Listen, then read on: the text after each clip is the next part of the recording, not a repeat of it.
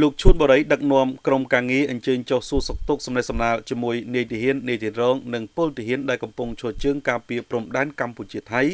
សមរភូមិមុខទិសប្រាសាទតាមាន់និងប្រាសាទតាក្របី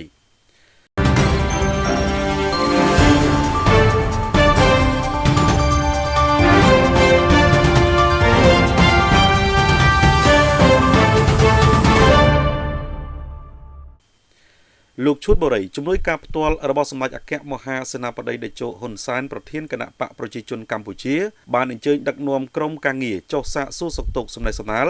ជាមួយនាយទាហានរងនិងពលទាហាននាយនគរបាលនិងពលនគរបាលដែលកំពុងឈរជើងការពារព្រំដែនកម្ពុជាថៃសមរភូមិមុខទិសប្រាសាទតាមាន់និងប្រាសាទតាក្របីស្ថិតនៅក្នុងខេត្តឧត្តរមានជ័យកម្មវិធីនេះប្រព្រឹត្តទៅនៅថ្ងៃទី5ខែឧសភាឆ្នាំ2025នេះដោយមានការអញ្ជើញចូលរួមពីលោកនងដារុនសមាជិកក្រុមប្រឹក្សាខេត្តបន្ទាយមានជ័យលោកសាក់សុណៈប្រធានចលនាយុវជនកម្ពុជាក្រុម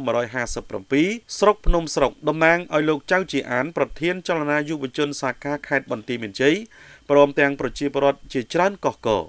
នេះឱកាសនោះដែរលោកឈួនបរិយបានផ្ដាំផ្ញើសាកសួរសុខទុក្ខដោយក្តីនឹករលឹកបំផុតពីសម្ដេចអគ្គមហាសេនាបតីតេជោហ៊ុនសែននិងសម្ដេចគតិព្រឹទ្ធបណ្ឌិតប៊ុនរ៉ានីហ៊ុនសែន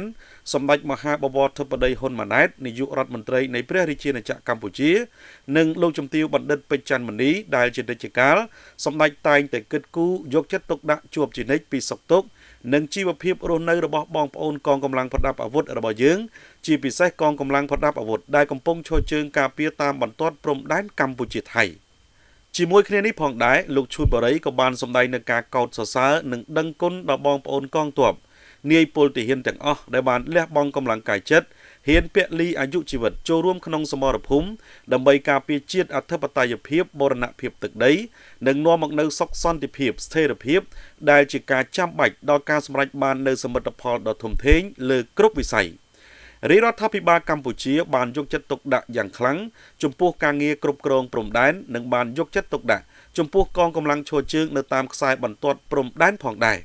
បន្ទាប់ពីបានសម្ដែងសម្ដាលជាមួយឧត្តមសេនីយ៍ត្រីអ្នកវងមេបញ្ជាការទទួលទិសសមរភូមិប្រាសាទតាមាន់រួចមកលោកឈួនបរិយក៏បានអញ្ជើញចុះមើលនៅសមិទ្ធផលនានាជាពិសេសអាងស្តុបទឹកមួយកន្លែងដែលបានសាងសង់រួចរាល់សម្រាប់ឲ្យកងកម្លាំងនិងប្រជាពលរដ្ឋនៅទីនោះបានប្រើប្រាស់នៅក្នុងកម្មវិធីនោះដែរលោកឈួនបរិយព្រមទាំងក្រុមការងារនិងបងប្អូនប្រជាពលរដ្ឋអមដំណើរបានរៀបចំពិធីបួងសួងសូមជួយបីបាច់ថែរក្សាដល់កងទ័ពកងនគរបាលជាតិឲ្យជួបតែសេចក្តីសុខសេចក្តីចម្រើននិងទទួលបានជ័យជំនះគ្រប់ភារកិច្ចនិងបាននាំយកនៅអំណោយមានគ្រឿងឧបភោគបរិភោគជូនដល់កងកម្លាំងដែលកំពុងឈរជើងនៅសមរភូមិទិសប្រាសាទតាមាន់និងប្រាសាទតាក្របីដែលក្នុងនោះរួមមានមីចំនួន10កេសអង្ករចំនួន10ការុងទឹកបរិសុទ្ធចំនួន360យួរម្ហូបអាហារសម្រាប់មនុស្ស350នាក់នំប៉័ង200ដើមផ្លែស្វាយ100គីឡូក្រាមព្រមទាំងថវិកាមួយចំនួនទៀតផងដែរ